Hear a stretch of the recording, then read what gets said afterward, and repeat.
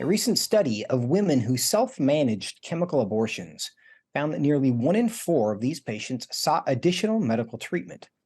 This includes 9% who needed a medical intervention, such as antibiotics, IV treatment, blood transfusions, or an extended hospital stay. We know these procedures are never safe for the baby, but what can we make of almost 10% failure rates for the health of the mother?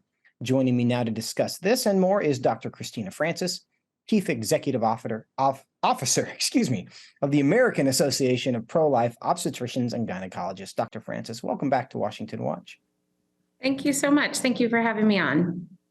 First, tell us about this study and your reaction to it. Yeah, absolutely. Well, again, thank you for having me here. And as you said, I'm CEO at Applog and also a board certified OBGYN and also have experience actually working in the developing world. I spent 3 years working at a mission hospital in rural Kenya. And so when I looked at this study, it really hit home with me because this study was actually part of a larger study that was done in 3 different countries. One was Nigeria, one was Argentina, and one was a country in Southeast Asia, notably all of whom have laws that restrict abortion or make it illegal. So this was a study being done on an illegal procedure in countries and in women that were very vulnerable. What they did was they took women or even girls, actually, girls as young as 13 who called into an abortion advocacy hotline and wanted to self-manage their abortions and then did follow-ups with them via phone at 1 week and 3 weeks. And there's a number of problems with the study actually that I could go into, from a quality standpoint of the study. But what it showed was really not what is being reported. I know there was an article in the New York Times about this and that it's very safe to do it in the second trimester. What it showed, as you said, was that a full 25% of women and girls sought additional medical treatment. Now, they tried to state in the study that that was just because they wanted to know if their abortions had been completed. But when you delve deeper, you actually see that a significant portion of them experienced complications and a significant portion didn't follow up. So they actually don't know if those women had major complications or not. Dr. Francis, I think the coverage of this story is just as insightful as the study itself. And I want to help people understand the coverage of this. And you mentioned that New York Times article. We actually have that headline here that I want to throw up on the screen for those who are watching. The headline heading of this story is "Mifepristol alone safely engages pregnancies after 10 weeks, study suggests." So the word "safely" is in the title of the article. But then the article goes on to point out that at least 10% of the women had a follow-up procedure because there was an incomplete abortion or some other kind of complication. Now, are we redefining what safely means if it goes badly for at least 10% of the women involved?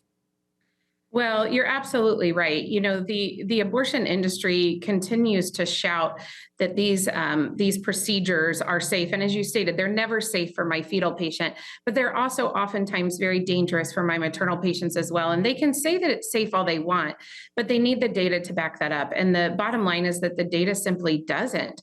As you said, a significant portion of women needed additional treatment, and they really don't delve into how many women needed blood transfusions, how much blood. And again, I can tell you from my experience working in Kenya, which I'm sure is not that different from the place where these women were.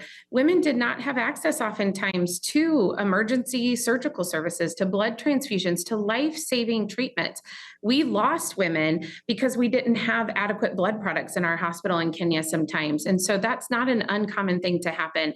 And 10%, especially when you look at the numbers of abortions that occur in this country every year that are done via these dangerous drugs, 10% of that number is a huge number of women to potentially be experiencing complications.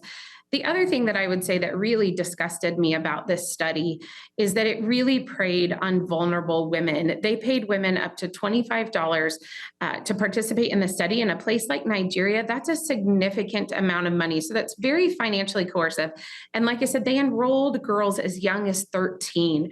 We do not have safety data on these drugs in girls that young. And, at Applog, we really advocate for not only for our patients to receive excellent healthcare, but that they receive fully informed consent.